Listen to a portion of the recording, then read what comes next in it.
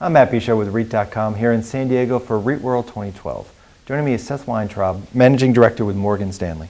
So Seth, let's start by looking at the merger and acquisition activity in the REIT space. We've seen it start to pick up.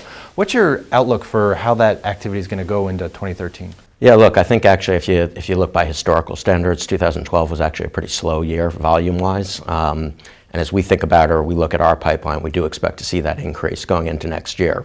I think the interesting thing actually about 2012 wasn't so much the amount of volume that we saw, but actually the different types of deals. So, it was really a pretty diverse range of types of transactions. You saw regular sort of REIT-on-REIT mergers, ARCT and Realty Income. You saw acquisitions with Ventas's closing of Cogdell. You saw take-private activity, Great Wolf, Mission West getting announced to be taken private at the end of this year. And then you also actually saw shareholder activism at General Growth, takeover battles related to Archstone.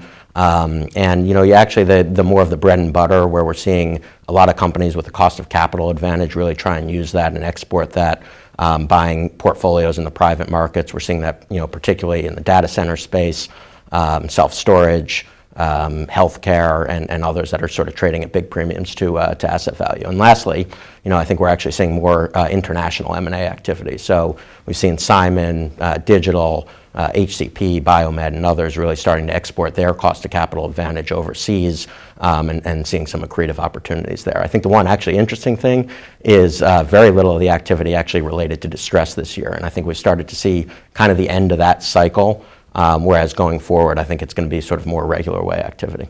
And looking at 2013, what are some of the trends you expect to start emerging? I think we're going to continue to see sort of a lot of public companies buying private portfolios, sort of a reversal of the public to private activity that we saw in 2005 through 2007.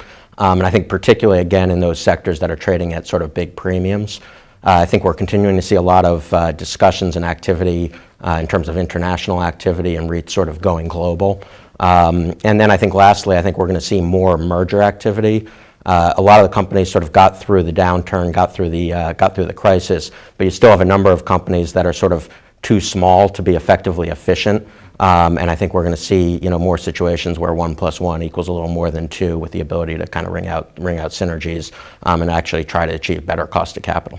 So given where everything is, what would you say to an investor who's wondering if they should feel confident investing in REITs? It's an interesting question because you actually have multiples obviously up, near all-time high levels. And I think, I think the outlook is actually reasonably good. I think REITs will always, as a proxy for both real estate and for public equities, they're always going to be impacted by big changes in the value of real estate assets, and they're also always going to be impacted by capital flows in the equity markets.